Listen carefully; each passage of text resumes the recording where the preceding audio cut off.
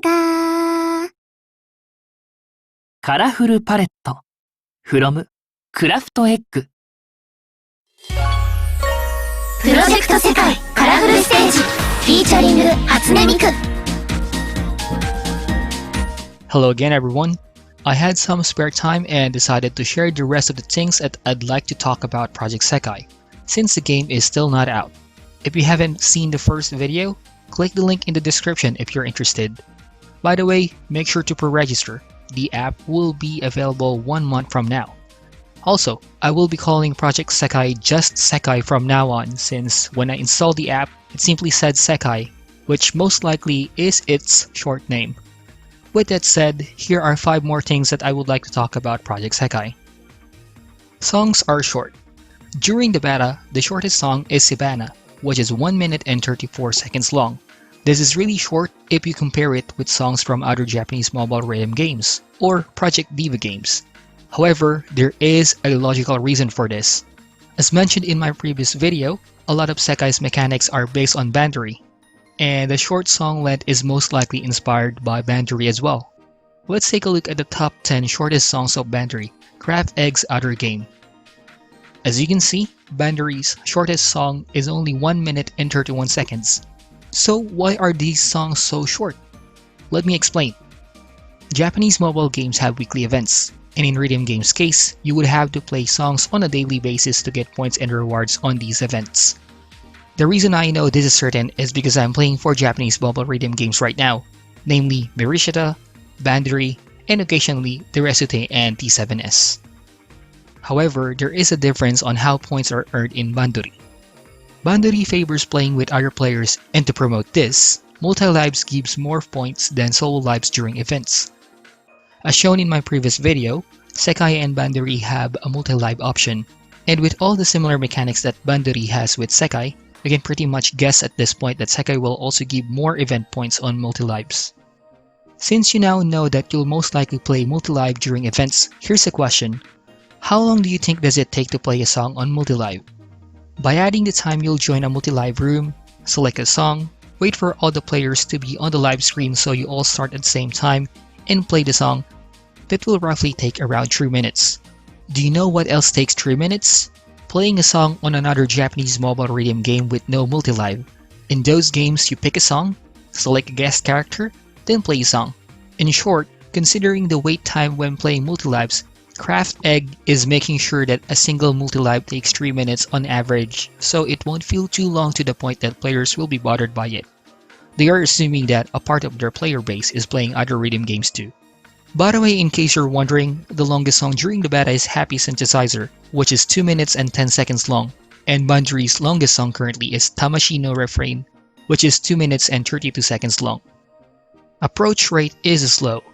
The default setting, which is 15, is actually really slow for me, so I tried to set it to max, which is 30 during the beta, but it's still kind of slow for me, so I'm hoping that they add higher options than 30.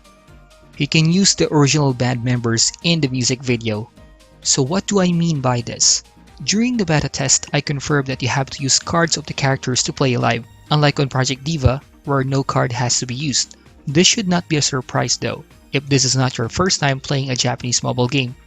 Since we will be using cards, with stats and card effects, this means you have to use your best cards to get a good score and points during an event, which is common on Japanese mobile games. You see where I'm getting at? For example, I want to play Rocky with the 3D music video on. However, based on the event's requirements, you need to use more Jump characters cards to get bonus points for the event. That would mean more Jump members will show up on the music video instead of Leonid members. However, in this game, there is an option to use the original members instead on the live. That means even if I use more Jump cards, Leonid members will show up on Rocky when I play it. This may be insignificant to you, but to me, this is a very important option. 2 of the rhythm games I play have 3D music videos in it, namely Mirishita and the Resute. Most of the time, I'm using cards of other characters instead of the cards of the characters meant for the music video to get the highest possible score. So I usually don't see the original members of the music video, which is a shame. Basically, it's a dilemma where I had to choose whether I want a good score by selecting cards of other characters or select the music video's original members for my self-satisfaction.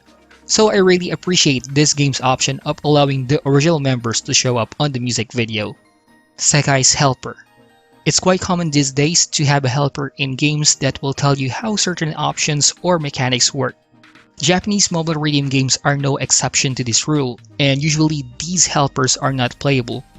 However, in Sekai, I did not notice any unplayable character that could be the helper, so I arrived to the conclusion that Miku is the helper in this game. It could only be her for 3 reasons. 1. She is the most popular of all the Krypton Vocaloids. 2. She showed up in the game's introduction, though this might be just temporary and maybe they will replace her later during the release of the game. 3. It's because her voice provider is present most of the time during Sekai's live streams. If you have been following Sekai's live streams, only Miku's voice provider, Fujitasaki, has showed up so far. At least that's what I know. This means that she is definitely part of this project. Also, Fujitasaki is known to be capable of mimicking how Miku talks, so it would be easier for the developers to record Miku's lines by hiring her instead of using Vocaloid software. Live Bonus Multiplier. If you think that playing Project Sekai takes too much time, don't worry because it only takes 2 songs to consume Project Sekai stamina. This game's stamina, called Live Bonus, charges by 1 every 30 minutes. As a side note, it makes sense it's called Live Bonus and not stamina, because running out of Live Bonus does not stop you from playing songs. Instead, you get a lower number of item drops compared when you use a Live Bonus when you play a song. The maximum Live Bonus charge is 10, at least during the beta. That would mean it will take 5 hours for your Live Bonus charge to be full.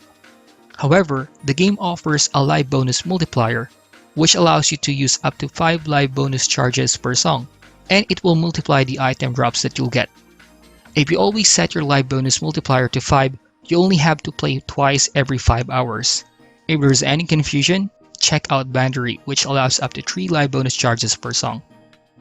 Thank you for watching the second part of this video. I'm really excited to play Project Sekai, and I'm hoping that there are other English-speaking people that's also excited for this game. If you enjoyed the video, please consider hitting the thumbs and sub to this channel. Thank you all for watching. See you again on the next video if there ever will be one. Take care and stay safe. Bye.